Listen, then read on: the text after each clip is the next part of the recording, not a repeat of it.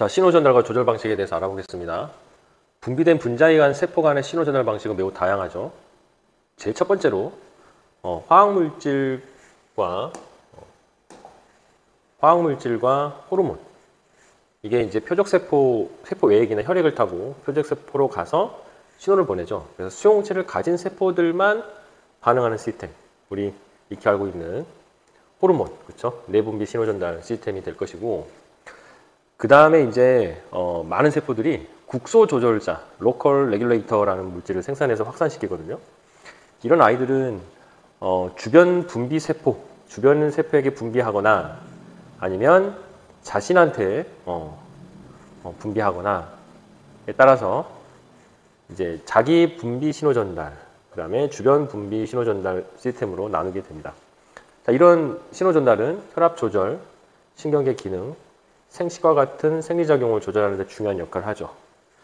요게 이제 요 두 번째 그림이 될 거고요. 그 다음에 이제 시냅스의 신호 전달은 시냅스 전 신경세포의 말단에서 신경전달 물질이 다양하게 쏟아져 나오겠죠. 그래서 시냅스 후 신경세포에게 전달돼서 탈분국 시킨 다음에 조절하는 시스템. 이게 이 뉴런의 모습, 세 번째 그림이 될 것이고요. 이제 마지막으로는 이제 내분비 셈이긴 하지만 그 신경세포 말단에서 분비되는 신경전달 물질에 의해서 만들어지는 호르몬들이에요. 이게 뇌하수체 후엽이 대표적인 예가 되는데, 자, 시상하부, 즉 신경 내부 신호전달 중에서도 신경세포의 말단에서 분비되는 이 호르몬이 혈액을 통해서 표적세포에게 도달하는 시스템. 이게 대표적인 뇌하수체 후엽이 되겠습니다. 그래서 시상하부에서 이 축사꿀기가 쭉 뻗어져 나와서 이 신경전달 물질을 만들어내고요. 이거를 후엽에 모아놓습니다. 그 대표적인 애가 ADH, 항인형 호르몬의 애가 될 거예요. 그래서 항인형 호르몬은 시상하부에서 합성된 후 뇌하수체 후엽에 저장되어 있다가 분비되어서 혈액을 타고 콩팥에서 작용하는 시스템으로 이루어져 있어요. 자, 요게 이제 네 번째 그림이 되겠습니다. 그래서 세포 간 신호 전달 방식은 총 네 가지가 되겠네요. 첫 번째, 내분비 신호 전달. 두 번째, 자가분비 신호냐 아니면 주변 분비 신호냐. 세 번째, 신경세포의 말단에서 분비되는 신경전달 물질에 의해서. 네 번째, 신경세포 말단에서 분비되긴 하지만 이게 어떤 저장 장소에 모여 있다가 혈액을 타고 표적세포에게 가는 이런 신경 내분비 신호 전달이 네 번째가 되겠습니다. 그래서 내분비 신호 전달과 1번과 4번은 좀 사뭇 다른 점이 있죠. 나머지 시작 지점이 다른 부분이지 표적세포랑 수용체가 결합하는 부분은 동일합니다. 이렇게 세포가 신호 전달 방식은 네 가지로 추려서 살펴볼 수 있을 것 같고요. 자, 이제 한 가지 더 좀 살펴봅시다. 시상하부랑 뇌하수체 전엽 사이는 문맥을 통해서 연결되어 있어요. 문맥이라는 거는 이거 문맥순환이라고 하는데, 그래서 혈액을 타고 호르몬을 이동시킨다. 즉 전엽과 뇌하수체가 혈관으로 다이렉트로 연결되어 있기 때문에 그 방출된 호르몬이 적은 농도로도 조절이 되고 신속하고 빠르게 조절될 수 있겠죠. 그래서 이 문맥순환의 어떤 장점이라 할까요? 첫 번째는 적은 농도로도 조절이 가능하고, 그 다음에 신호분자가 빠르게 이제 표적기관에게 신호를 보낼 수 있죠. 거리가 가까우니까. 그래서 이런 문맥으로 이루어져 있다. 문맥순환을 한다. 뭐 이 정도까지만 알고 있으면 될 것 같고요. 자, 그 다음에 좀 키워보면 이제 시상하부에서 만들어진 여러 가지 호르몬들이 있는데, 여러분들 뭐 가장 익히 알고 있는 게 TRH 익숙하죠, 그죠? 갑상샘 자극 호르몬, 방출 호르몬, 그다음 뭐 CRH 이 정도인데, 우리가 이제 성장 호르몬은 디테일하게 배우지 않았어요. 성장 호르몬이 GH, RH는 릴리징 호르몬이에요. 성장 호르몬 GH가 분비가 되면 이 GH가 간 세포에게 가거든요. 간 세포에게 가면 이 간은 뭘 만드냐면 IGF-1을 만들어요. 이게 인슐린 유사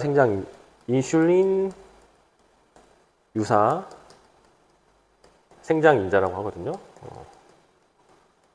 인자 1, 얘가 만들어지는데, 얘는 이제 혈액을 타고 온몸으로 순환하면서 세포가 이제 생장을 하는 겁니다.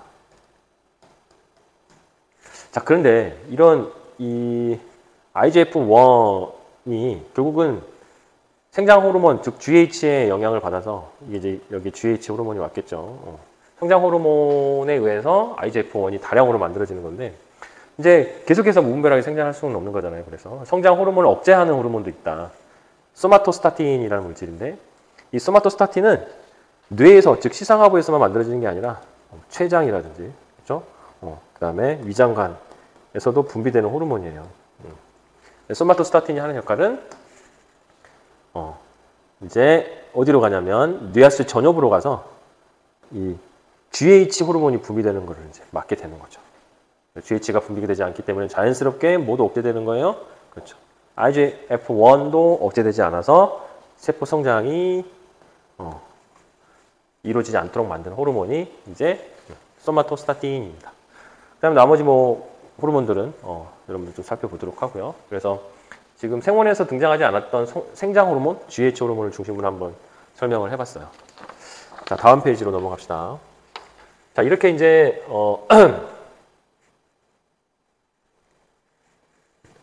자, 이렇게 이제 분비된 세포 간의 사이에서 분비된 호르몬들이 이제 조절이 돼야 될 텐데 어떤 방식으로 신호를 보내고 통제되는지 한번 살펴봅시다. 자, 신호를 전달 방식은 특정한 수용체의 결합함으로써 일어납니다. 자, 이제 아세틸콜린을 주목해서 볼 건데요. 아세틸콜린이 신기해요.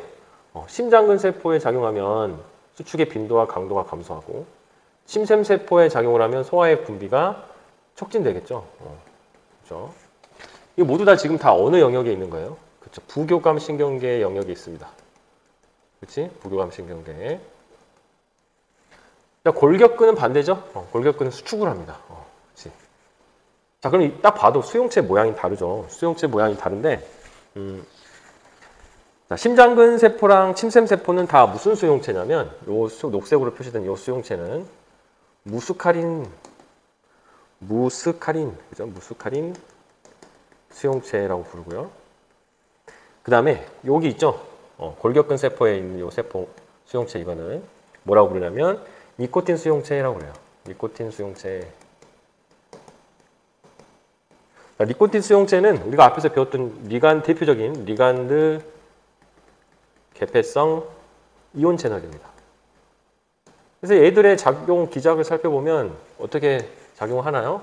그렇죠. 아세틸콜린이 요 리간드 부위에 딱 수용체 부위에 결합을 하게 되면 누가 들어옵니까? 그렇죠. 나트륨이 쏟아져 들어오죠. 양이온이 쏟아져 들어와서 뭐가 일어났어요? 그렇지. 탈분국이 유도됐죠.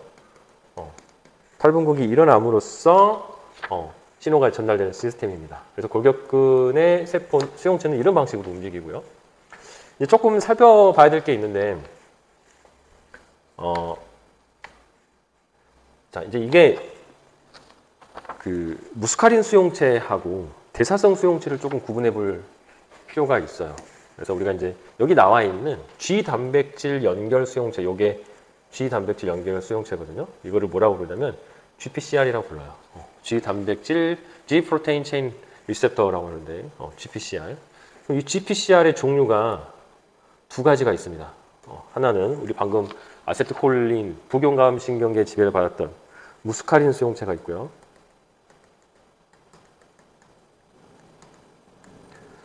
그 다음에 대사성 수용체가 있습니다. 자, 무스카린 수용체는 아세틸콜린이 대표적인 애예요. 아세틸콜린을 리간드로 가는 물질, 수용체. 그래서 부교감 신경계에 영향을 받습니다. 아까 침샘하고 심장근 세포가 이제 무스카린 수용체가 되어 있어요. 자, 이 무스카린 수용체도 타입이 두 개로 나눠지거든. 무슨 얘기냐면 여기 보면 심장근은 근수축 빈도가 감소했지만 소화의 분비는 촉진되잖아. 그래서 이 경로가 또 두 가지로 나눠져요. 하나는 GI 타입하고 하나는 GQ 타입으로 나눠지는데, 자, GI하고 GQ 타입을 설명하기 전에 먼저 요 대사성 수용체부터 선생님 먼저 설명을 해보려고 합니다. 자, 대사성 수용체는 아세틸콜린뿐만 아니라 다양한 리간드가 결합할 수가 있어요. 그래서 뭐 호르몬도 가능하고요. 그 다음에 신경 전달 물질도 가능합니다. 대표적인 예가 인슐린 수용체예요.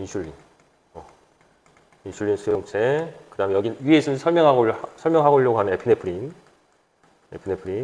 뭐 이런 것들이 다 대사성 수용체가 되겠습니다. 자, 그럼 대사성 수용체의 과정을 먼저 살펴보면 여러분들이 조금 이해하기 용이할 것 같은데요. 자, 대사성 수용체는 여러분들이 보는 바와 같이 조금 줄여볼게요. 여러분들이 보는 바와 같이 여기 1번 타입에 또 리간드가 붙었죠. 1번 유체. 이 빨간색 이게 에피네프린입니다. 에피네프린이에요. 에피네프린이 요 GPCR, G단백질 연결 수용체에 딱 결합을 하게 되면 이 구조가 바뀌어요. 구조가 바뀌면서 여기 알파, 감마, 베타가 있는 알파 S인데 이 알파 S가 원래는 GDP를 붙들고 있는데 이 구조가 뒤틀리면서 GDP를 GTP로 치환합니다. 이렇게 GTP를 가져와요. 치환하는 과정을 거치고 그래서 GTP랑 알파 S가 이렇게 결합된 상태에서 얘가 세포막에 연결되어 있는 아델린산 고리아 효소라고 하는데 얘를 활성화시켜요. 그럼 ATP가 사이클릭 AMP가 되고 요게 2차 전달자, 2차 신호 분자가 되는 거예요. 그렇게 해서 이제 신호가 전달되는 과정입니다. 선생님이 여기 글로 한번 다시 요약해 보면 신호가 오죠. 그럼 리간드가 붙는 거예요. 에피네프린이 붙었어요. 그럼 GPC 구조가 변했죠. 5번째, 6번째 관통 부위의 어떤 구조가 이제 뒤틀리면서 부위에 붙어 있는 GPCR의 G 프로테인, 그렇죠? 여기는 지금 G 알파 S였죠. 알파 S. 그래서 G 알파가 GDP 부분이 GTP로 치환돼서 알파와 베타, 감마가 분리된다. 그래서 알파 효소가 활성화되어서 막을 따라서 이동함으로써 아델린산 고리아 효소를 활성화시켜서 사이클릭 AMP를 많이 생성하게 되는 거예요. 그렇게 돼서 이제 프로테인 카이네즈 A라는 놈을 활성화시키면 어떻게 됩니까? 이 에피네프린의 작용에 의해서 이제 촉진 현상이 일어나는 거예요. 세린, 트레오닌, 잔기 인산화되는 과정을 통해서 신호가 전달이 되는 게 대표적인 대사성 수용체의 M입니다. 자, 근데 이제 무스카린 수용체 같은 경우는 여기 나와 있는 이게 심장근에 작용하는 대사성 수용체 에피네프린이라면 심장근에 작용하는 부교감 신경계 지배를 받는 그 무스카린 수용체의 심장근 세포를 보면 이제 이 GS를 갖고 있지 않아요. 이제 1번 자리에 누가 들어오냐면 1번 자리에 아세틸콜린이 들어오겠죠. 그러면 이제 무스카린 수용체에 GI라는 놈이 연결돼 있어. GS 대신에 이 GS 대신에 GI가 연결돼 있어서 GI가 하는 역할은 뭐냐면 여기 있는 아데닐릴 고리화 효소를 억제시켜요. 아데닐릴 고리화 효소를 억제시킵니다. 그렇죠? 억제시키니까 어떻게 되겠어? 그치, ATP가 사이클릭 AMP를 안 만들어지지? 사이클릭 AMP의 농도가 낮아지게 되고 그래서 뭐가 활성화가 안 돼? 그치, PK, 프로테인 카이네즈 A가 활성화가 안 되면서 이제 억제되는 거죠. 이런 기작을 정리하면 되겠습니다. 그 다음에 GQ, 위 알파 S자리에 GQ라는 놈이 들어오게 되면 소화샘 같은 경우에요. 무스카린 수용체. 소화샘은 좀 방법이 다릅니다. 얘는 이제 IP3라는 놈을 만들고 이제 우리가 포스파티딜 이노시틸이라는 어떤 세포막 지질을 가지고 IP3를 만들어요. IP3를 만들고 얘가 이제 DAG라고 하는 DAG 물질로 바뀌면서 결국은 요게 신호 전달해서 결국 2차 신호 전달자를 뭘 뿌리냐면 칼슘을 어마어마하게 뿌려댑니다. 칼슘의 신호에 의해서 소화샘이 촉진돼서 소화액이 막 분비되는 거예요. 그러니까 똑같이 무스카린 수용체라고 해서 다 억제야만 하는 건 아닙니다. 이 GQ의 어떤 그 소단위체가 활성화돼서 되면 IP3 덱 채널을 통해서 칼슘이 나오면 촉진이 되는 거고 GI 소단위체가 움직여서 아데니랄 고래 요소를 억제하면 이제 심장박동이 감소되는 거예요. 자, 여기서 이제 뭘 얘기하고 싶은 거냐면 이 얘기하고 싶은 거죠. 세포막에 여러 종류의 수용체가 있고 다양한 신호를 받을 수 있다는 거예요. 동일한 물질이지만 아세틸콜린이라는 동일한 물질이지만 세포막에 박혀있는 수용체 종류, 무스카린 수용체냐 아니면 니코틴 수용체냐에 따라서 똑같은 무스카린 수용체여도 G단백질 연결체에 연결해 있는 신호가 GI 타입이냐 GQ 타입이냐에 따라서 신호 전달 경로가 달라지게 되는 거예요. 이 수용체가 엄청 중요하게 되는 거죠. 이 수용체에 의해서 세포 내부 신호 전달 이런 거죠. 아까 사이클릭 AMP에 의해서 프로테인 카이네이즈 이런 거, 그죠? 이런 것들이 다 세포 내부 신호 전달 단백질이 될 것이고 이 신호 과정을 통해서 이런 다양한 현상들이 일어나게 되는 겁니다. 그래서 생존도 일어나고 분열도 일어나고 분화도 진행되고 세포 사멸도 진행되는 거예요. 세포 사멸도. 자, 이렇게 이제 그 수용체의 종류가 중요하다는 것을 이제 알게 됐고요. 다음 페이지로 한번 넘어가 볼까요? 자, 다음 페이지는 우리가 생원에서 배웠던 음성 피드백에 대한 이야기를 하고 있어요. 자, 음성 피드백을 보면 대표적인 얘가 갑상샘 호르몬인 티록신 분비 조절 과정을 가지고 음성 피드백을 많이 설명을 하죠. 시상하부가 센서입니다. 여기에 자극이 들어올 거고요. 그리고 티록신이라는 어떤 결과 생산물, 결과가 이제 생기면 일단 자극이 들어와서 결과가 생겼는데 이 아웃풋에 의해서 다시 피드백돼서 억제하는 거죠. 억제.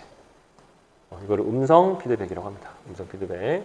그래서 이제 음성 피드백에 의해서 TRH, TSH 분비가 억제되는 현상. 이게 이제 음성 피드백이 되겠죠. 그래서 이제 보면 이게 이제 티록신의 농도라고 가정해 보면 티록신 농도의 어떤 정상 범위의 값이라고 가정해 보면 이렇게 지금 티록신 농도가 떨어졌어요. 그럼 시상하부가 자극을 느끼는 거죠. 그리고 나서 TRH, TSH 분비량, 즉 TRH, TSH 분비량을 높여서 다시 이 사이클이 이렇게 올라가는 거예요. 근데 너무 이 정상치 범위를 넘어섰네. 그러니까 어떻게 돼요? 티록신의 결과값이 많아졌죠. 그러니까 음성 피드백에 해서 TRH 억제, TSH 억제 해서 다시 정상 범위로 이렇게 돌아오는 모양입니다. 이게 뭐에 의해서 조절이 되더라? 음성 피드백에 의해서 조절이 된다. 음성 피드백. 자, 이제 이 티록신이 결국은 화학 물질이잖아, 그지? 그래서 티록신은 뭐로 만들어지냐면 타이로신이라는 아미노산에다가 아이오딘을 붙이는 거예요. 아이오딘을 4개 붙이면 T4 상태고 3개 붙이면 T3 상태인데요. 결국은 아이오딘이 부족하게 되면 이 티록신은 만들어지지 못합니다. 그래서 우리가 원활한 생산을 위해서 음식물을 통해서 아이오딘을 공급을 해줘야 돼요. 이게 결핍되면 이런 증상들이 생길 수 있어요. 선생님 사이트 걸어놨으니까 한번 읽어보세요. 그래서 부족하면 많이 분비되면 항진증, 부족하면 저하증이라고 하는데 꼭 이런 재료만 의해서 생기는 게 아니라 예를 들면 그레이브스병처럼 자가 항체의 공격에 의해서 생기기도 하고 다양한 원인에 의해서 항진증, 저하증이 유발되기도 합니다. 하지만 이런 음식물의 섭취가 결핍이 되면 아이오딘이 결핍이 되면 갑상샘이 만들어지지 않겠죠. 재료가 없으니까 계속 TRH, TSH 분비량이 늘다 보니까 갑상샘이 커지는 갑상샘 종이 걸리는 거예요. 목이 부풀어 올라서. 자, 또 갑상샘이 또 어떤 기능을 또 하냐면 여기 나와 있는 것처럼 자, 성장과 발달, 성숙, 뇌세포죠. 척추 동물에서 배아의 뇌 발생, 세포의 신경세포의 가지치기, 가소성 여기에도 꽤 관여한다는 내용이 있습니다. 그래서 이 티록신은 생장에만 관여하는 게 아니다. 물질 대사 촉진에만 관여하는 게 아니라 이렇게 기억하면 되고요. 우리 선생님이 과제로 냈던 세포 간의 신호전달 방식, 아세틸콜린, 수용체 좀 자세히 알아봤죠, 선생님이? 비교해서 설명할 수 있으면 될 것 같고 음성 피드백에 대해서도 설명을 했습니다. 자, 이제 다음 페이지로 가볼게요. 그 호르몬, 이렇게 내분비계에서 분비되는 호르몬의 종류는 어떤 것들이 있는가 들여다보면 대략 30가지 정도 있다고 합니다. 엄청 많죠, 그죠? 근데 이 호르몬이 30가지가 있지만 수용체가 워낙 다양하기 때문에 그 작용 기작이 더 많이 파생되는 거예요. 이렇게 기억하면 될 것 같고요. 자, 아까 문맥순환 선생님 이야기했죠? 그래서 이렇게 전엽은 시상하부랑 문맥을 이루고 있다. 문맥순환을 하더라. 그래서 대부분 시상하부는 방출 및 억제 호르몬이기 때문에 직접적인 영향을 하지 않아요. 그래서 대부분의 호르몬들은 뇌와 전엽에서 많이 만들어지죠. 이렇게. 그렇죠? 그래서 FSH, LH, LH가 황체 형성 호르몬이죠. FSH, 프로락틴, 그다음에 ACTH, GH, 아까 GH 자세히 들여다봤어요. 생장 호르몬 이런 거. 후엽에서는 옥시토신, ADH 항인 호르몬인데, 여러분 항인 호르몬을 또 바소프레신이라고 합니다. 바소프레신. 그래서 이 항인 호르몬은 이 축삭돌기 말단에서 분비돼서 이렇게 보관하고 있다가 혈액으로 유출하는 시스템이다. 신경 내분비계다. 이렇게 아까 앞에서 설명했어요, 종류를. 다시 한번 여기서 이야기하고 있죠. 후엽에서는 직접 생산하는 것이 아니래요. 시상 하부에서 생성돼서 신경 보기세포의 축삭 돌기를 따라서 이동해서 분비한다. 기억해 두면 될 것 같아요. 자, 다음 페이지로 가봅시다. 자, 다음 페이지는 우리가 이제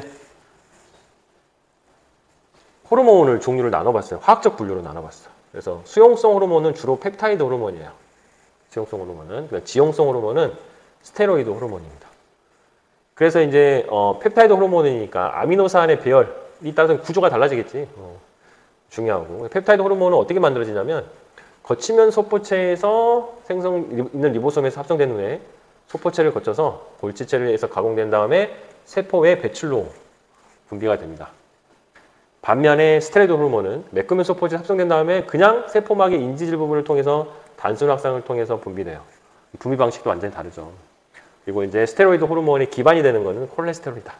콜레스테롤에서 스테로이드 호르몬이 만들어진다.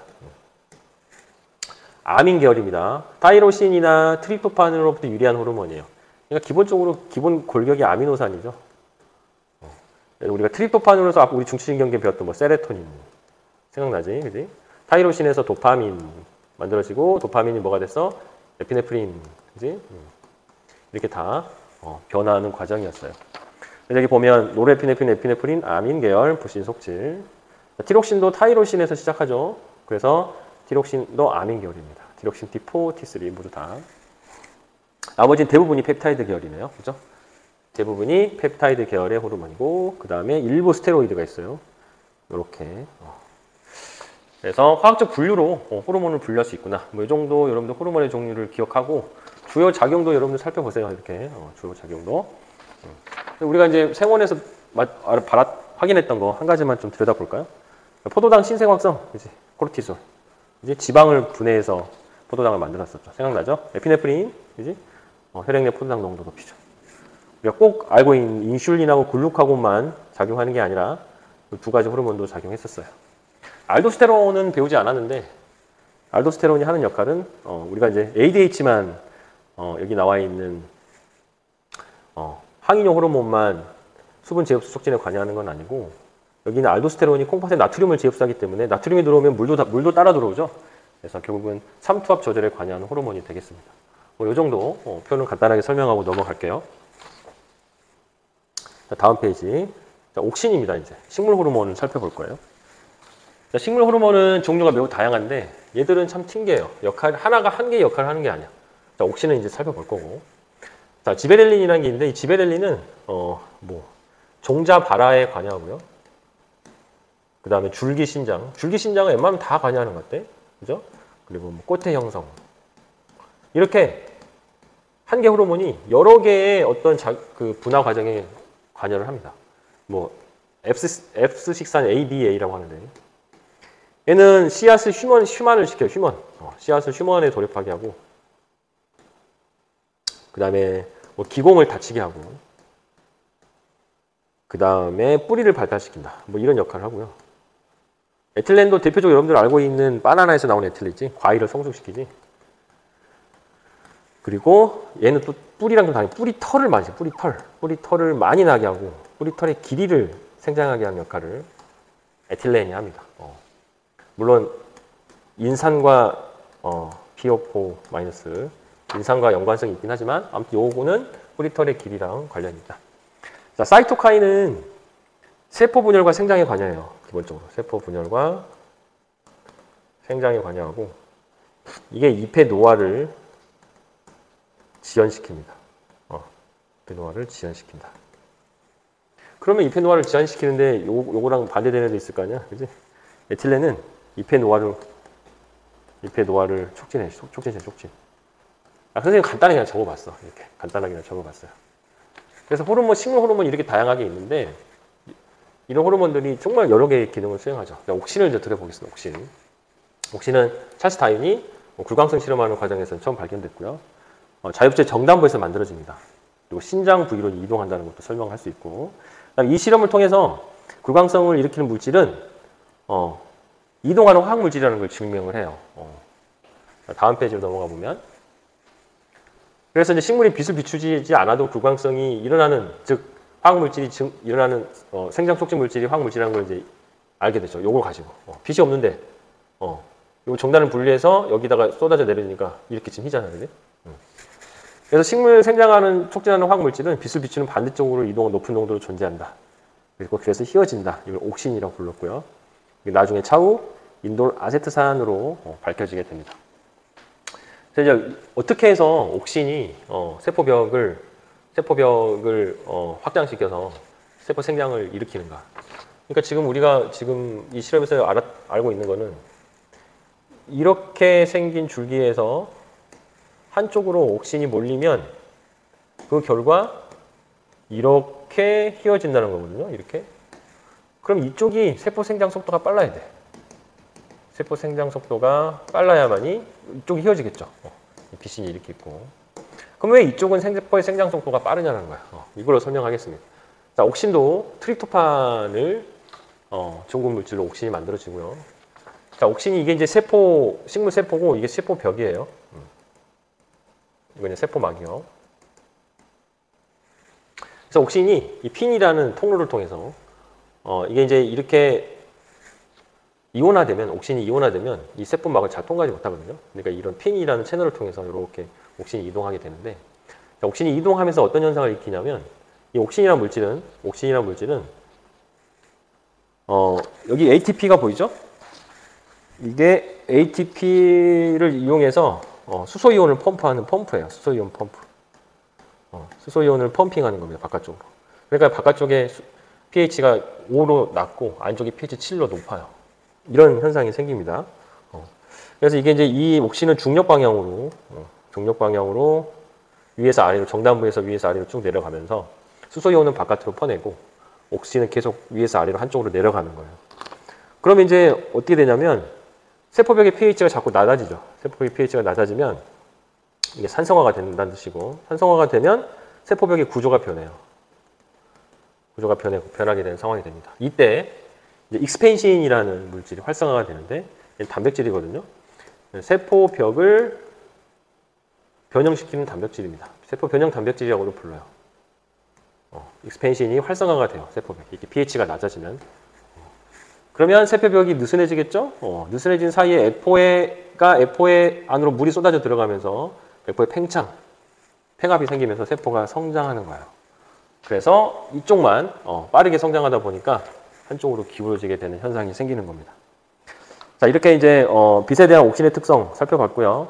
리아시 후엽은 다르다고 그랬죠? 그냥 시상 하부에서 연결된 축삭돌기 말단에서 만들어진 신경 전달 물질이 모여 있는 곳, 그리고 모여 있다가 혈액을 타고 방출되어서 표적기관을 찾아가는 이런 방식의 신호 전달 시스템이다. 정리해 봤습니다. 자, 일단 여기까지 강의를 좀 마치겠습니다.